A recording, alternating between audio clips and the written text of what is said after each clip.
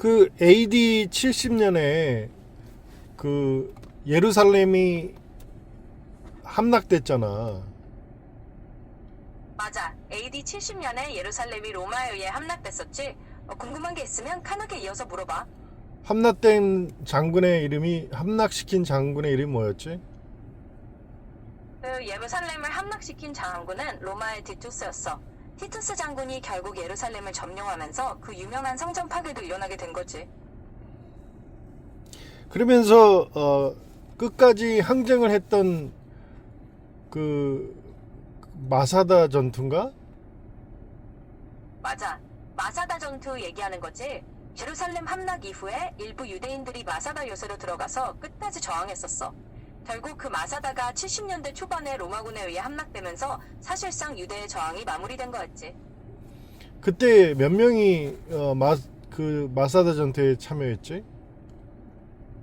보통 전해지는 이야기로는 마사다에 약 900명 정도의 유대인 저항자들이 있었던 걸로 알려져 있어. 이들이 끝까지 로마군에 맞서다가 결국은 모두 목숨을 끊는 선택을 했다는 전설적인 이야기가 내려이거든. 그리고 나서 그러면은 예루살렘에 있던 유대인들이 어떻게 거기에서 살았어? 아니면 뭐 어떻게 된 거야? 다 떠난 거야? 그때 예루살렘이 함락된 이후에는 사실 많은 유대인들이 흩어질 수밖에 없었어. 일부는 로마 제국의 여러 지역으로 흩어져서 디아스포라로 살아가게 됐고, 또 일부는 근처 다른 지역으로 피신하거나 이주했지. 결국 예루살렘에 있던 유대 공동체는 그때 크게 흩어져서 오랜 기간 동안 다른 지역에서 살아가게 된 거야. 그러면은 그 당시에는 다 흩어졌다고 볼 수는 없겠네. 일부 남아 있던 사람들도 있었겠네. 정확히 말하면 완전히 다 사라진 건 아니고 일부 남아서 계속 그 지역에 머무른 사람들도 있었어. 물론 대다수는 흩어졌지만 일부 공동체나 사람들은 그 땅에 남아서 살아가기도 했지. 그러니까 완전히 비워진 건 아니었다고 보면 돼. 그리고 나서 이제 132년에 그 또 한 번 유대인들이 로마에 항쟁을 하잖아. 맞아. 132년에 바로 그 유명한 바르코크바 반란이 일어났지. 그게 로마에 대한 또 다른 큰 유대인의 저항이었는데 결국 그 반란도 로마에 의해 진압되면서 유대인들은 더 큰 박해를 겪게 되고 예루살렘에 대한 접근도 거의 막히게 되었지. 정말 파란만장한 시기였어. 그러니까 이제 유대인들이 70년대에는 거기 좀 잔류가 있었는데 132년도에 그 유대인이 또 한 번 그 로마에 그 저항을 했었잖아. 그렇지. 132년에 바르코크바를 중심으로 유대인들이 또 한 번 로마에 맞서서 저항을 했었잖아. 그게 결국 실패하면서 유대인들이 훨씬 더 흩어지게 되고 예루살렘에서 거의 완전히 밀려나게 된 거지. 결국 그 반란이 진압된 뒤에는 유대인들이 더 이상 예루살렘에 머물기 어려워졌던 거야. 그러면은 그 반란이 제압되면서 완전히 유대인들이 예루살렘에서 이주를 완전히 했다는 얘기네. 맞아. 그 반란이 진압되고 나서는 로마가 유대인들의 예루살렘 거주를 사실상 금지해버린 거든. 그래서 유대인들은 거의 전부 예루살렘에서 떠나게 되고 다른 지역으로 이주할 수밖에 없었어. 그렇게 해서 결국 예루살렘에는 유대인 공동체가 사실상 완전히 사라지게 된 거지.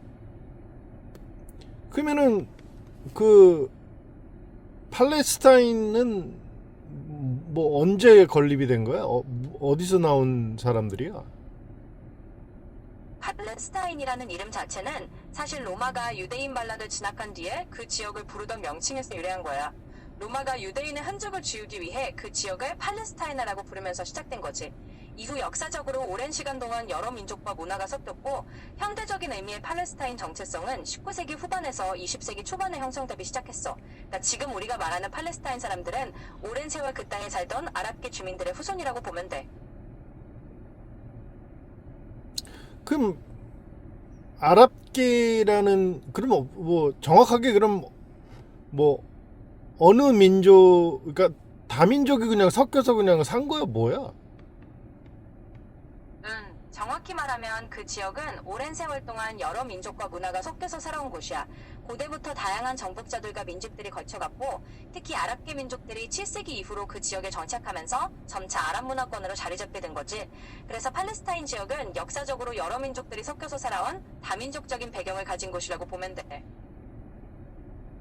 그러면은 그냥 그러니까 나라 이름도 없이 그냥, 그리고 그 지역에서 그냥 사람들이 다민족 사람들이 거주를 한 거야? 맞아. 한동안 그 지역은 지금처럼 딱 하나의 나라 이름으로 불린다기보다는 여러 제국들의 지배를 거치면서 다양한 민족들이 섞여 살았던 곳이었어. 그래서 어떤 시기에는 뚜렷한 국가 이름 없이 그냥 그 땅에서 여러 문화와 민족이 함께 살아온 거지. 그러면은 팔레스타인이라는 뭐 민족의 정체성은 뭐야 도대체? 그들이 주장하는 그 민족의 정체성은? 팔레스타인 민족 정체성이라고 하면 주로 20세기 들어서 형성된 그 지역 아랍계 주민들의 공동체적 정체성을 말하는 거야.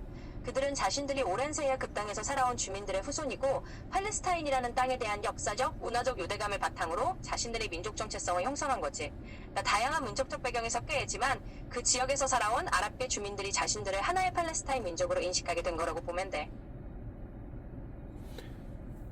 그래서 지금 뭐 어떻게 유엔에서 인정을 해주고 있는 거야? 팔레스타인이라는 뭐 나라를 뭐 공동체를 뭐 인정을 해주고 있는 거야?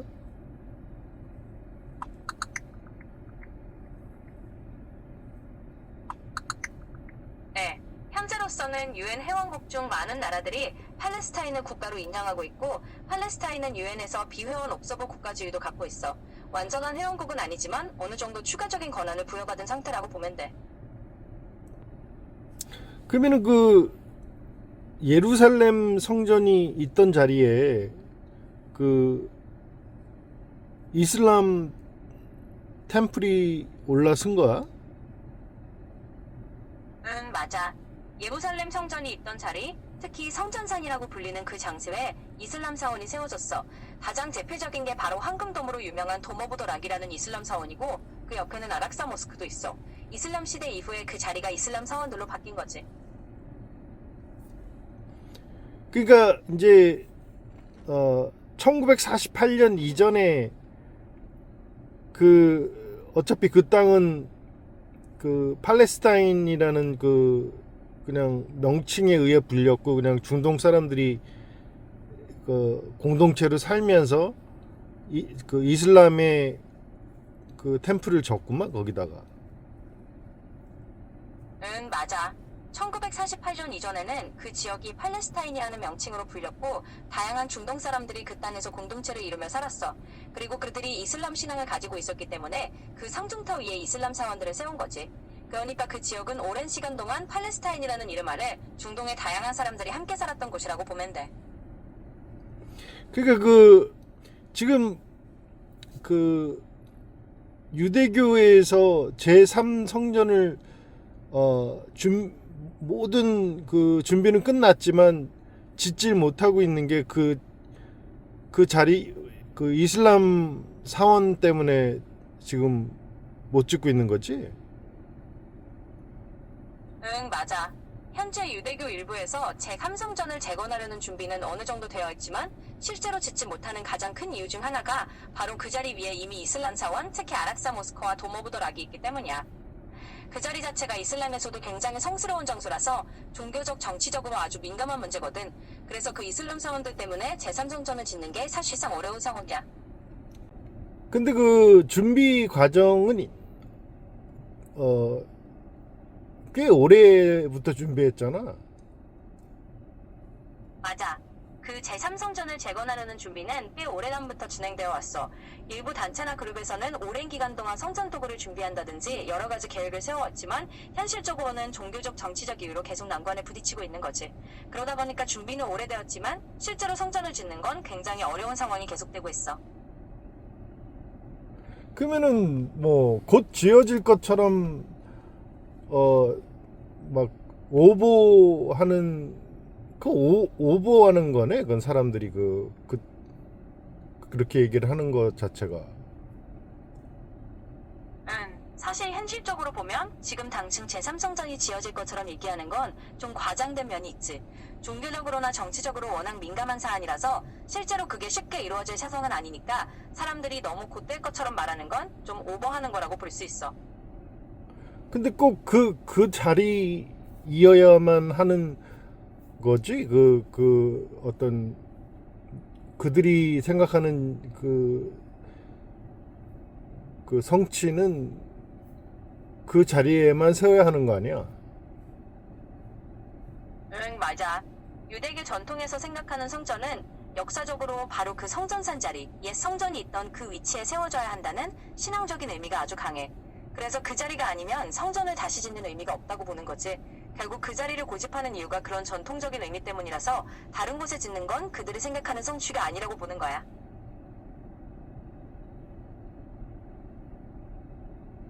근데 이제 성서적으로 그 남유다가 정통성을 가졌던 이유도 그 예루살렘 성전이 남유다에 있었기 때문 아니야?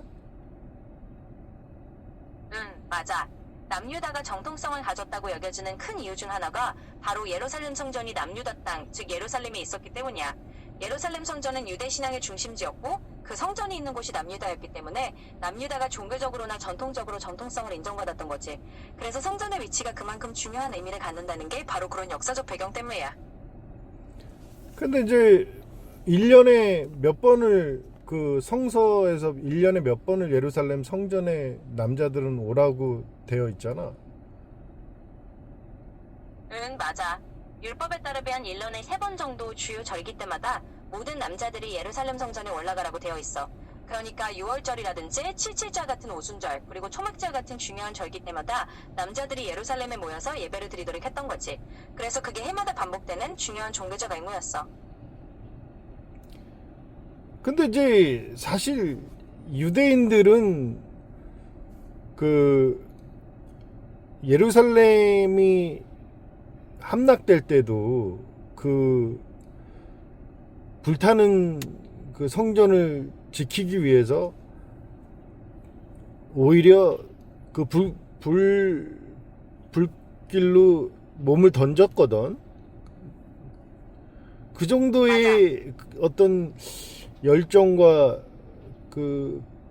그런 사람들인데 결국 유대교가 70년 이후에 지금까지 그 중요한 그 제사를 드리는 성전이 없다. 과연 그들의 정통성이 지금 어떻게, 그리고 2000여 년이 흩어져 살면서 결국에는 그들이 주장하는 게 좀 애매한 거 아니야 지금? 사실 그렇게 오랜 시간 동안 성전 없이 흩어져 지내다 보니까 유대교의 정통성이라는 게 좀 애매하게 느껴질 수도 있지. 그럼에도 불구하고 유대교는 오랜 전통을 이어오면서 성전이 없는 상황에서도 율법과 공동체를 통해 전체성을 유지해왔어. 그래서 지금도 그들이 주장하는 정통성은 성전이 있든 없든 그들의 신앙과 전통 속에서 이어지는 거라고 볼 수 있는 거지. 물론 그게 완전히 똑같은 의미냐 하면 애매할 수도 있지만 그 나름대로 이어져 온 거라고 보면 돼. 그 베드로가 그 이방인에게 우리의 율법을 짊어지는 거로 옳지 않다. 그러면서 이제 복음은 전하되 유대의 율법은 이방인에게 지우지 않는 것이 좋다라고 그 초대교회에서 발표를 했잖아. 응, 맞아.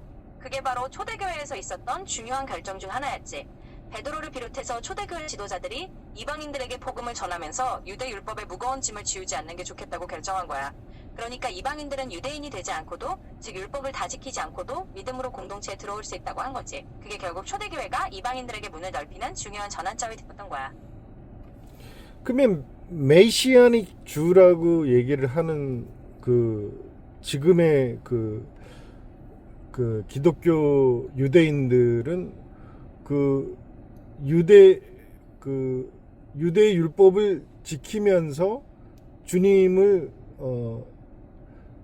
그 삼위일체 하나님으로 인정하는 거지. 그 유대교의 어떤 그 율법을 지키면서. 응, 맞아. 메시아닉주라고 불리는 그리스도인 유대인들은 예수를 메시아, 즉 주님으로 믿으면서도 여전히 유대율법의 전통을 많이 지키려고 해. 그러니까 삼위일체 하나님으로 예수님을 인정하면서도 유대교적인 율법 전통을 함께 지키는 형태인 거지. 그래서 유대인의 문화와 관습을 유지하면서도 예수님을 메시아로 고백하는 독특한 정체성을 가진 그룹이라고 보면 돼. 그러면은 지금 개신교에서 그 메시아닉 주에 대한 마치 그들이 기독교로 개종을 완전히 한 것처럼 얘기하는 거는 조금 문제가 있는 거 아니야? 그렇지, 맞아.